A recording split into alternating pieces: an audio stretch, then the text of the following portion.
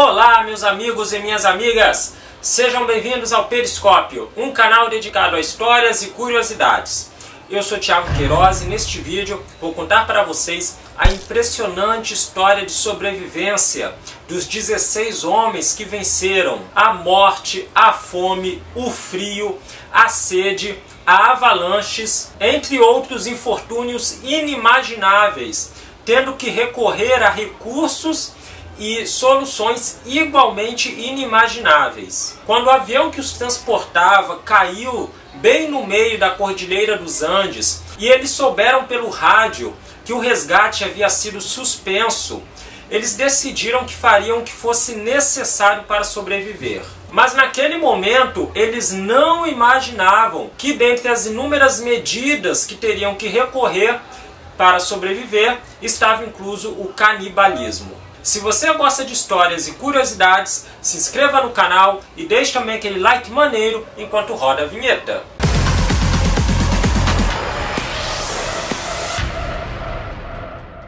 Pessoal, eu sou um apaixonado por aviação e este é o terceiro vídeo no canal onde eu relato a história de um acidente aéreo.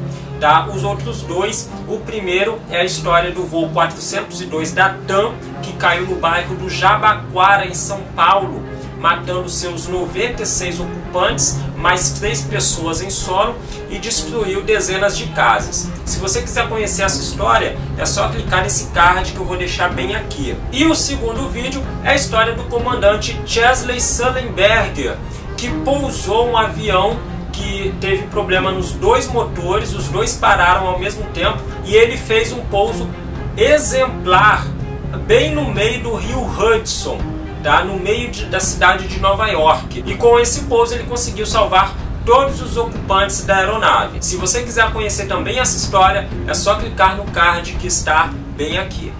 Bom, neste vídeo eu vou contar a história da equipe de rugby que sobreviveu a 72 dias isolada no meio da Cordilheira dos Andes, praticamente sem qualquer recurso, sem roupa de frio, enfrentando temperaturas que chegavam a 40 graus negativos à noite, sem medicamentos, sem água e o pior de tudo, sem comida, o que os obrigou a recorrer ao canibalismo. Tudo começou no dia 12 de outubro de 1972, quando essa equipe embarcou num avião fretado da Força Aérea Uruguaia para transportá-los até o Chile, onde eles passariam 3 dias e jogariam um amistoso com uma equipe chilena. No entanto, enquanto o avião cruzava a Cordilheira dos Andes, a torre de controle perdeu o contato com a aeronave. Imediatamente iniciou-se uma operação de busca que envolveram aeronaves argentinas, chilenas e uruguaias. Mas infelizmente, após 10 dias de busca infrutífera, as operações foram suspensas e os 45 ocupantes da aeronave foram dados como mortos. Surpreendentemente, no dia 20 de dezembro, 72 dias após o desaparecimento do Fairchild, 3 fazendeiros argentinos se depararam com 2 homens numa região remota no sopé dos Andes que afirmavam ser sobreviventes de uma aeronave que caiu nas montanhas e pediam socorro para outros 14 sobreviventes que ainda se encontravam na aeronave e precisavam ser resgatados. Eu vou contar essa história em detalhes para vocês, começando pelo time Old Christians. Pessoal, no Uruguai, na década de 50, foi fundado um colégio chamado Stella Maris. Um colégio onde estudavam os filhos de muitos membros da elite uruguaia. Tá? Filhos de fazendeiros, arquitetos, engenheiros, advogados. Então eram realmente pessoas que estavam no topo da pirâmide social uruguaia. O futebol, assim como no Brasil, é uma paixão uruguaia. Mas no Stella Maris não se jogava futebol. Os diretores do colégio optaram pela prática do rugby, porque no entender deles, o rugby era um jogo que ensinava os participantes a serem fortes, a serem resistentes, a não reclamarem, e também estimulava o espírito de equipe, enquanto o futebol seria mais individualista. Então a prática esportiva, mais do que um simples entretenimento, era visto como um elemento de formação do caráter dos alunos do Stella Maris. E com o tempo foi fundado dentro do Stella Maris um time, uma equipe chamada Old Christians, que era uma equipe em que jogavam alunos e ex-alunos do Stella Maris. Não era uma equipe profissional, aquelas pessoas não viviam de jogar rugby, jogavam por esporte, por gosto, jogavam por entretenimento, pelo gosto, pelo esporte.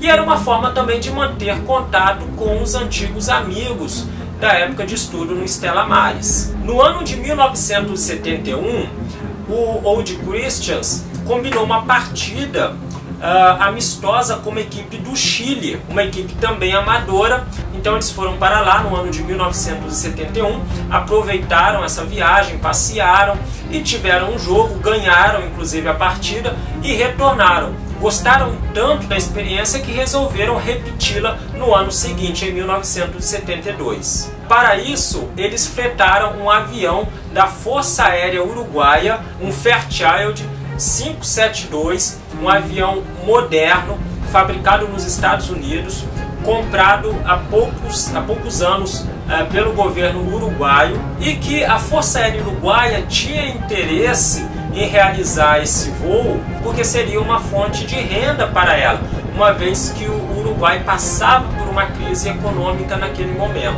Então, no dia 12 de outubro de 1972, uma quinta-feira, o Old Christians embarcou no Fairchild, acompanhado de muitos amigos e parentes que eles iriam levar para o Chile e que também acompanhariam a partida e aproveitariam também para passear. No total, o avião estava transportando 40 pessoas do Old Christians e 5 tripulantes. O plano era, no dia 12, decolar de Montevidéu, no Uruguai, e num voo direto cruzar os Andes e pousar em Santiago do Chile. Um voo que deveria durar cerca de 4 horas. Porém, devido a mau tempo, o avião não pôde cruzar os Andes. E aí fez um pouso na cidade de Mendoza, na Argentina. E lá esperou por melhores condições de tempo.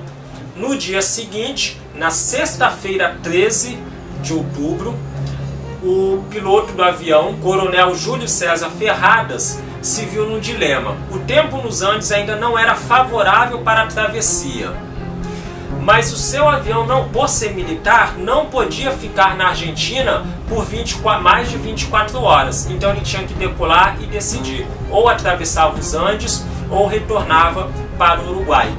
E ele decidiu cruzar os Andes num ponto chamado Passagem Planchon, que é uma passagem mais ao sul, bem ao sul da Cordilheira dos Andes, onde ele achava que ali teria melhores condições de realizar a travessia. A Cordilheira dos Andes, pessoal, só para contextualizar, é uma cadeia de montanhas localizada na fronteira entre o Chile e a Argentina, que abriga alguns dos maiores picos do mundo, alguns deles chegando a 4, 5, 6 mil metros de altura.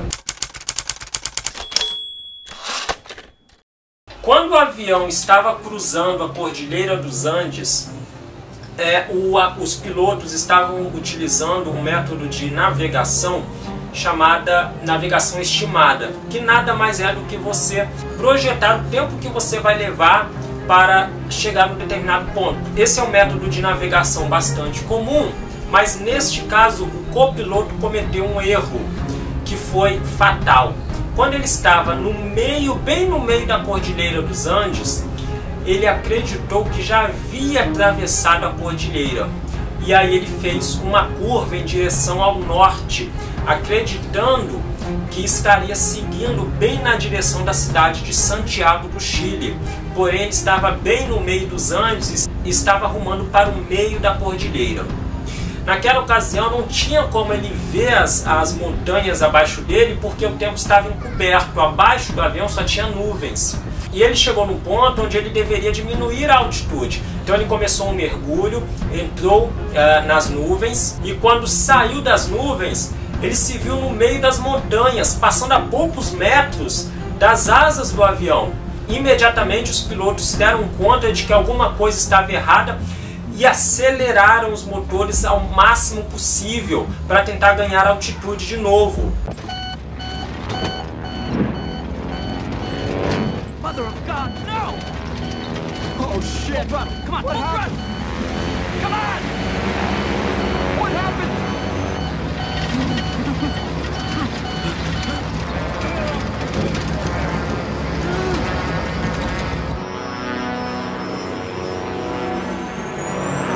Power! We need more power!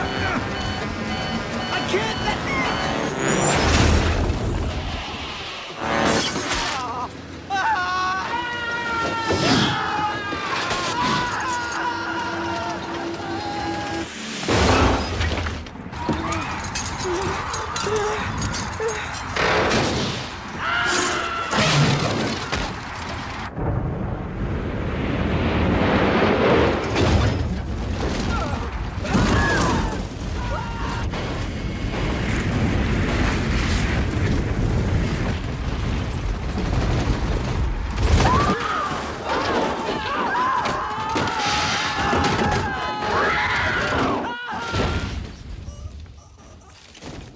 No choque inicial morreram 13 pessoas.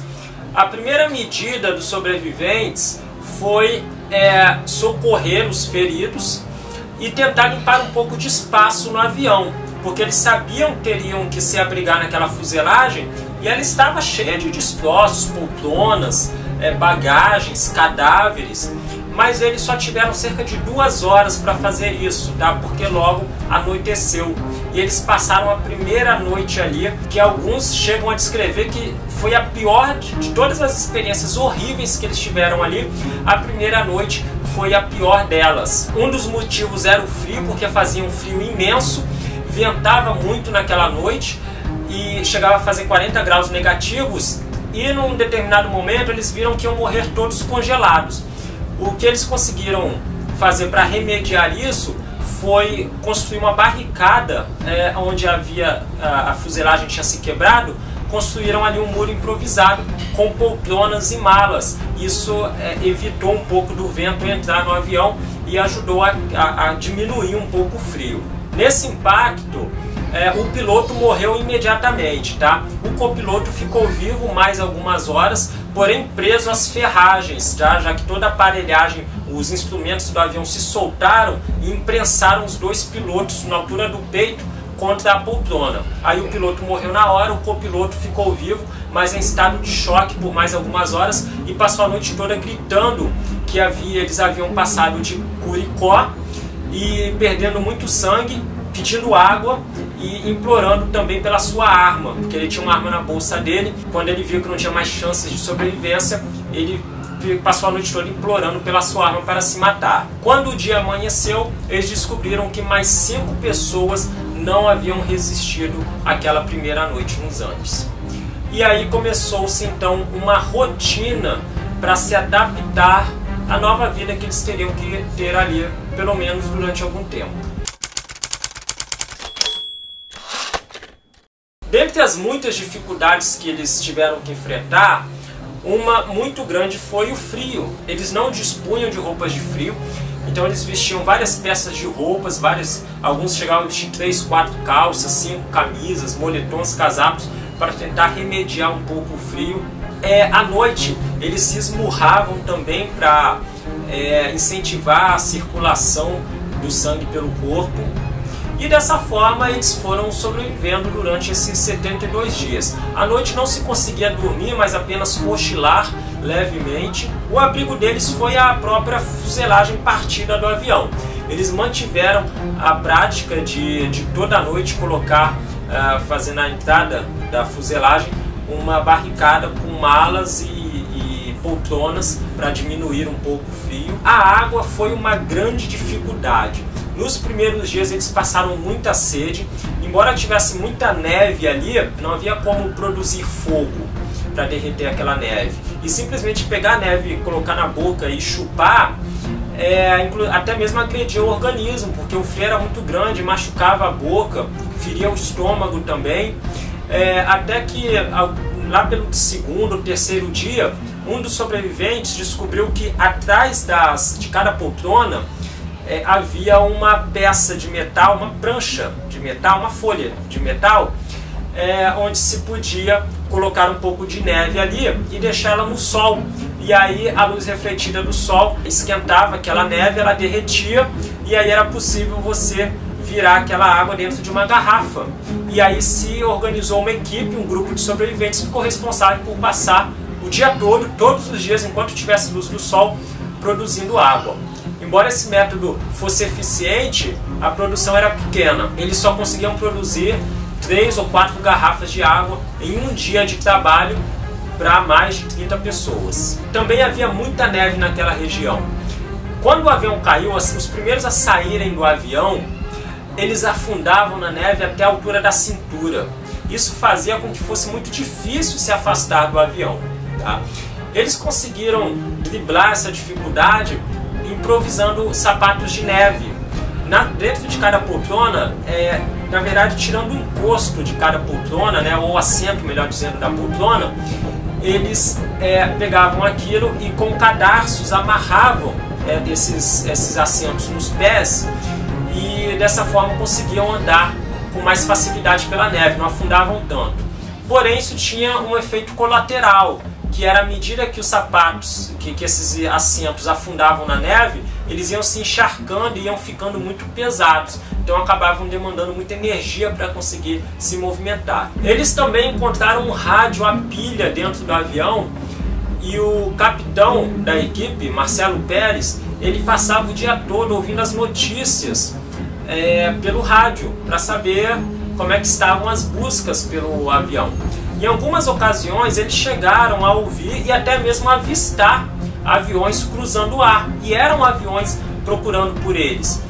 Mas esses aviões infelizmente não avistavam nada, porque a fuselagem do avião era branca, ele estava enterrado na neve, que também era branca, e infelizmente nenhum dos pilotos conseguiu avistar nada. No 10º dia foi um dia desesperador, porque Marcelo Pérez ouviu no rádio que o resgate havia sido cancelado e todos os passageiros do Fairchild dados como mortos. Nesse dia, eles se reuniram dentro do avião, não havia mais nenhum tipo de alimento, e um dos jogadores, chamado Fernando Parrado, falou para eles: olha, não vão nos resgatar e o resgate foi cancelado, se a gente quiser sair daqui terá que ser por conta própria. E como não tem mais alimentos, acho que vamos ter que comer os mortos. Essa ideia de comer os mortos, alguns passageiros já estavam falando sobre isso. Pequenos comentários, né, entre os mais chegados, alguns comentavam a esse respeito. Mas nessa ocasião foi quando todos debateram ao mesmo tempo, falou-se abertamente no tema. Alguns foram favoráveis, outros foram contrários, mas a verdade é que não havia alternativa. Então o grupo saiu do avião e bem na entrada da aeronave estavam ali perfilados os cadáveres. E aí um estudante de medicina chamado Roberto Canessa, que era jogador do Old Christians, decidiu tomar a iniciativa. Com um pedaço de vidro de uma das janelas do avião, ele cortou um pedaço de carne e se alimentou desse pedaço de carne humana, dando exemplo para os outros. Em seguida, vários outros também comeram.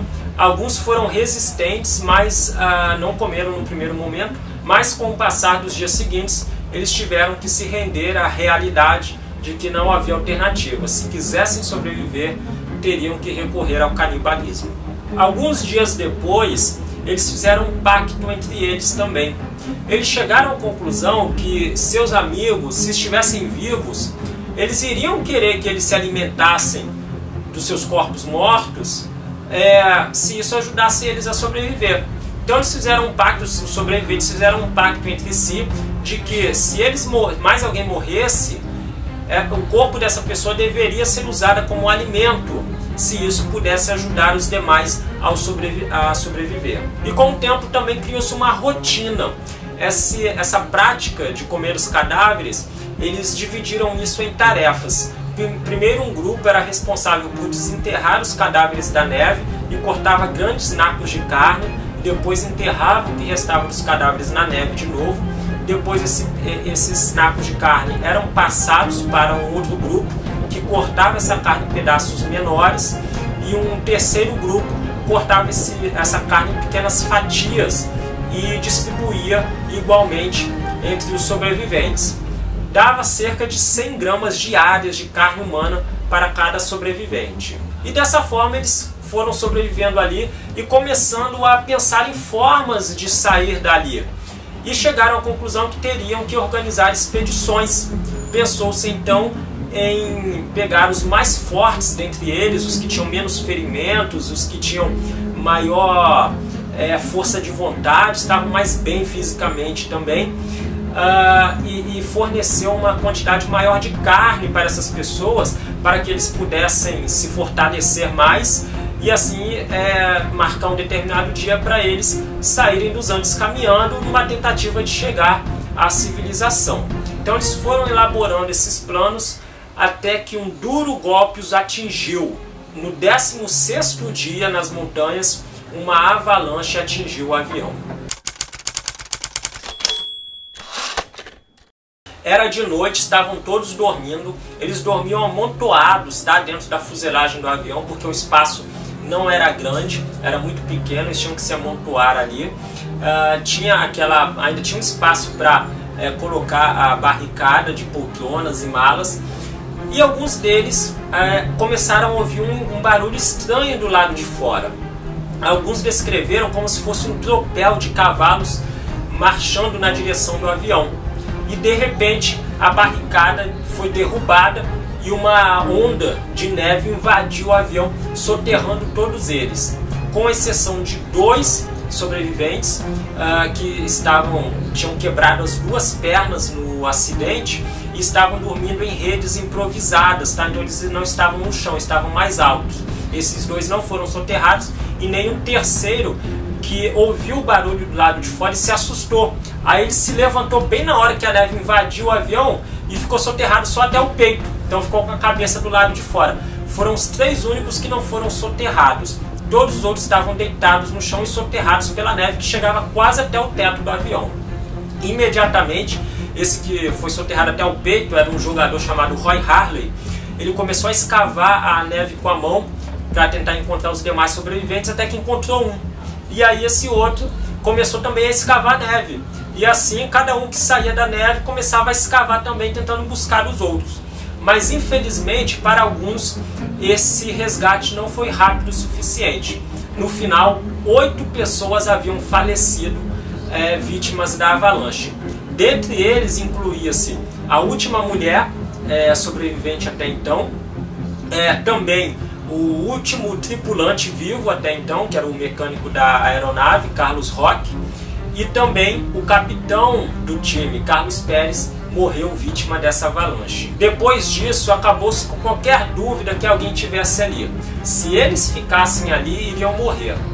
Se alguém tentasse sair dali, poderia morrer, muito provavelmente iria morrer, mas teria alguma chance de sobrevivência. Ficar ali era certeza da morte. Então, eles começaram a organizar definitivamente o plano dos expedicionários.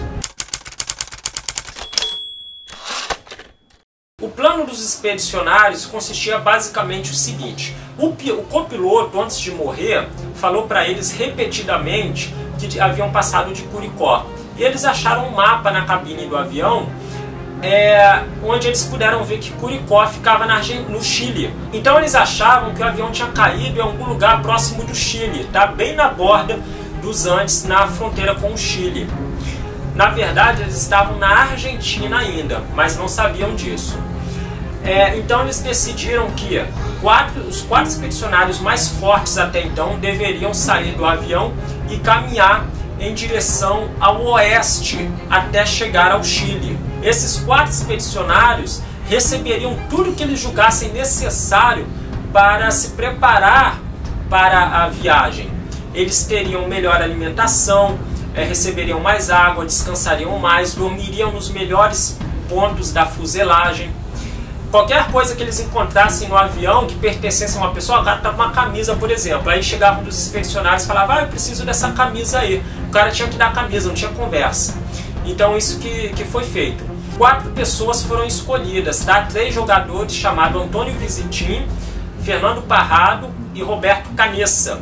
E um quarto chamado Numa Turcati. O Turcati, porém, um tempo depois, ele sofreu um ferimento na perna, alguém pisou na perna dele, gerou um ferimento que infeccionou e debilitou muito a saúde dele. Aí ele foi excluído dessa equipe dos expedicionários depois, e ele parou de se alimentar também e acabou falecendo 10 dias antes deles serem resgatados. Então a equipe final foi composta por esses 3 jogadores que decidiram abandonar o avião em busca até chegar ao Chile em meados de novembro.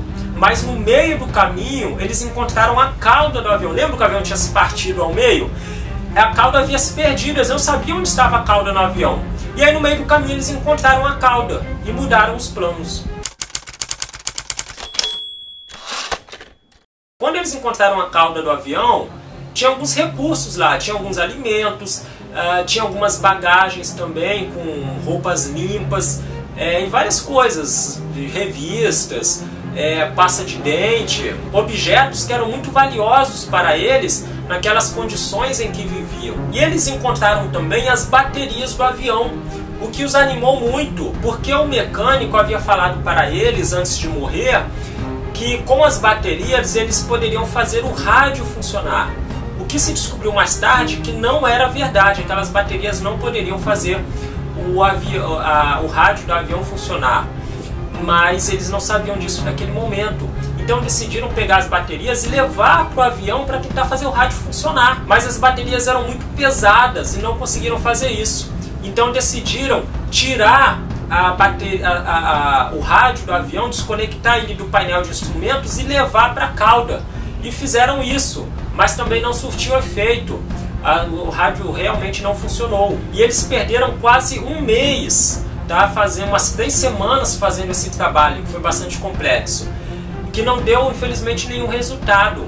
Mas eles encontraram mais um item dentro da cauda que foi muito valioso, que era o seguinte: dentro da fuselagem da cauda, eles encontraram um material semelhante ao papel alumínio, que fazia parte do revestimento térmico do avião. E um grande desafio que eles enfrentaram era o frio à noite.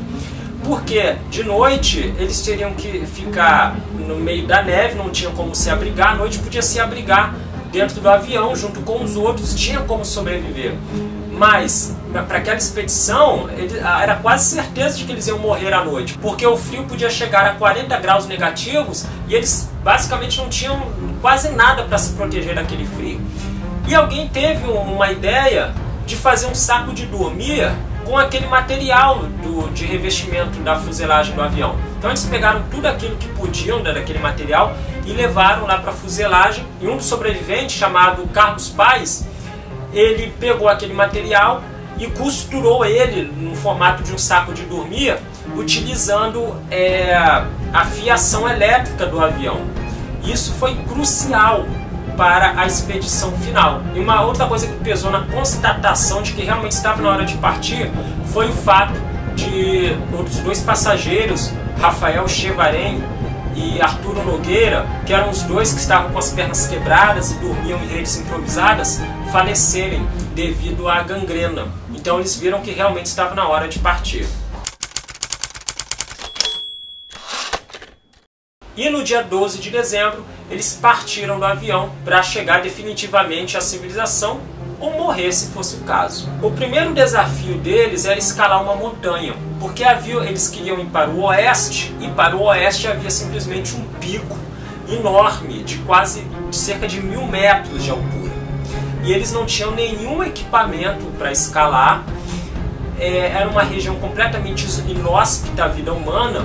E lembre-se também que eles estavam a 5, 6 mil metros de altura, ou seja, o ar lá é muito rarefeito, né? Então você, por exemplo, caminhar 1 metro é um esforço de você caminhar, mas é como você caminhar 100 metros aqui, tá? Por causa do ar que é rarefeito, o organismo se cansa muito mais rapidamente. Então o primeiro desafio deles foi subir aquele pico. Eles quase morreram fazendo essa subida. E no final, depois de 3 dias, eles chegaram no topo dessa montanha, acreditando que do outro lado já estariam os vales verdes do Chile, porque eles acreditavam que estavam bem nos limites dos Andes, mas não estavam bem no meio, estavam aliás na Argentina, né?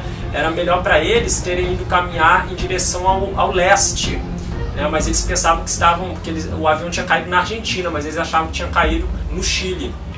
E para a frustração deles, quando chegaram lá no topo da montanha, aí eles só viram outras montanhas, outros picos até onde a vista alcançava. E aí eles se desesperaram, porque eles pensaram o seguinte: se para subir uma montanha a gente levou 3 dias, imagine para caminhar todas essas montanhas que a gente está vendo aqui, é impossível. E aí um deles, quando o sol estava se pondo, ele percebeu que havia uma parte ali dos picos que era iluminado mais tempo pelo sol, tá? Todos os outros caíam na penumbra em um determinado momento, mas tinha um ponto que ficava iluminado mais tempo.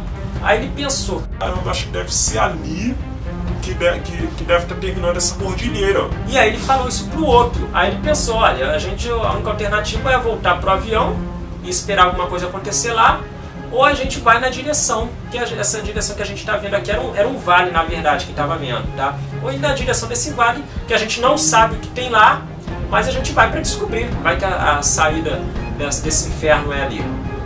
E aí o Roberto Canessa, quem viu isso, foi emparrado, tá? E aí o Canessa virou para ele e falou, pegou na mão dele e falou: tá bom, já fizemos tantas coisas juntos, vamos fazer isso, vamos morrer juntos também. E aí eles estimaram que eles iriam precisar de muito mais tempo para realizar aquela caminhada. E aí a carne humana que eles estavam levando para aquela viagem não seria suficiente. Aí o que eles fizeram? Chamaram o Antônio Vizintim e mandaram ele deixar a carne dele com eles, para eles terem mais alimentos por mais tempo, e mandaram o Vizintim de volta para o avião. Tá? E aí o Vizintim desceu aquele pico, que eles tinham levado 3 dias para subir. O Vizintim levou uns 45 minutos para descer, tá? E voltou para o avião. E aí o Roberto Canessa e o Fernando Parrado começaram a descer em direção àquele vale que eles estavam vendo. Eles não imaginavam, mas a descida se mostrou muito rápida. Então eles fizeram avanços muito rapidamente naquela direção que eles queriam ir. Até que chegaram a um determinado ponto onde não havia mais neve, começaram a ver pequenas árvores, gramas, um pouco de verde, né? Encontraram em um determinado ponto uma lata de sopa também. Então eles viram que estavam se aproximando da civilização. Quando foi no dia 20 de dezembro, eles encontraram um camponês num rio, tá? Tinha um rio bem grande, caudaloso, fazia muito barulho, e eles encontraram um camponês e tentavam se comunicar com ele, e eles não conseguiam, tá? Devido ao barulho do rio que era muito forte. Aí o camponês foi embora, e no outro dia ele voltou e estavam os dois lá. Aí ele pegou um pedaço de papel, colocou numa pedra e jogou para outra margem do rio.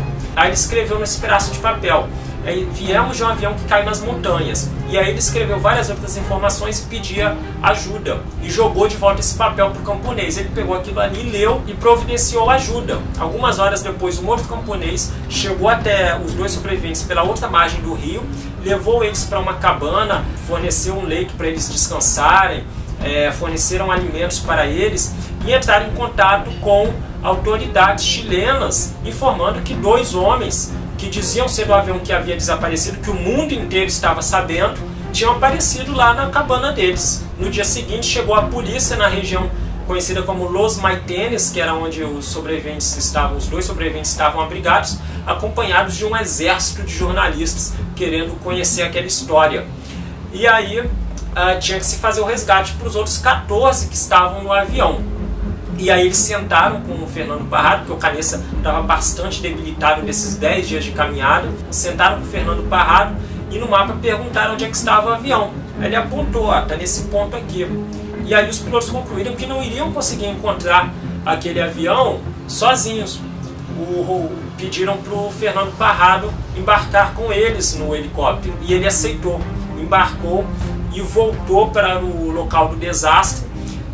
metade, e resgataram os demais sobreviventes. Metade foi resgatada num dia, isso já foi no final da tarde, logo escureceu, e aí os demais foram resgatados por outros 2 helicópteros no dia seguinte. Então uma parte dos sobreviventes ficou nas montanhas 71 dias e a outra metade saiu de lá no dia 23 de dezembro, contando 72 dias de sofrimentos na Cordilheira dos Andes. Primeiro o acidente havia corrido o mundo inteiro e depois a sobrevivência de 16 pessoas às vésperas do Natal.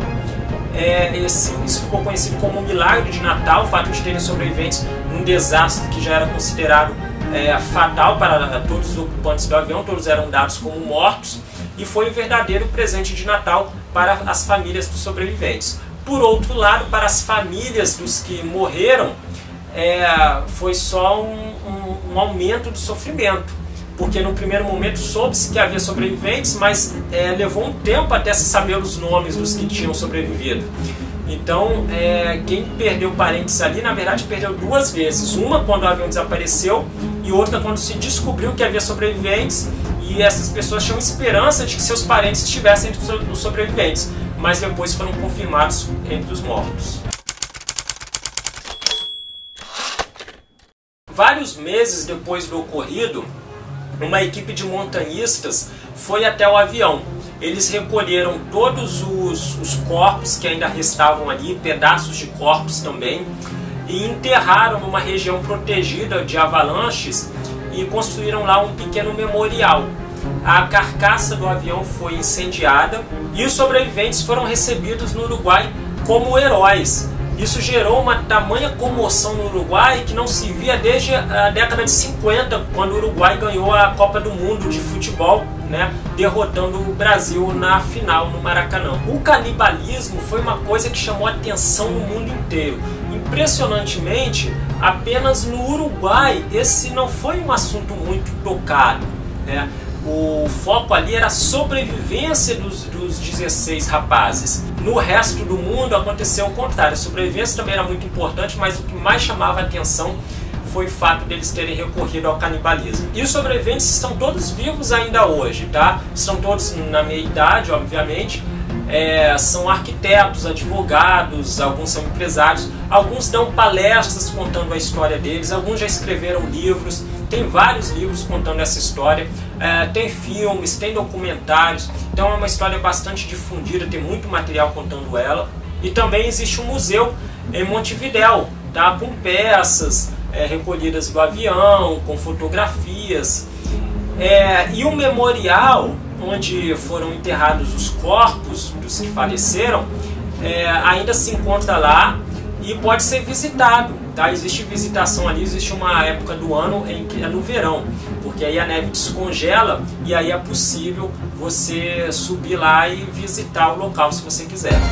E esta foi a famosa história do Milagre dos Andes. Uma história muito tocante, porque embora seja uma história de morte, também é uma história de sobrevivência. Embora seja uma história de terror, também é uma história de heroísmo. Embora seja uma história triste, ela também tem um final feliz. E já que você gostou dessa história, curta esse vídeo, se inscreva no canal, compartilhe também ele nas redes sociais, ajude a divulgar o canal para que mais pessoas conheçam essa história. Me siga também nas redes sociais, eu tenho várias redes sociais, tem Facebook, tem Twitter, tem Google+, os links estão lá em cima na capa do canal, ok?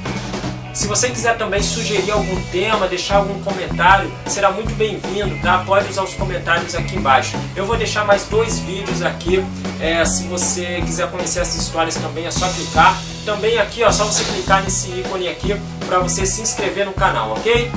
Então nos vemos no próximo vídeo. Um grande abraço e tchau!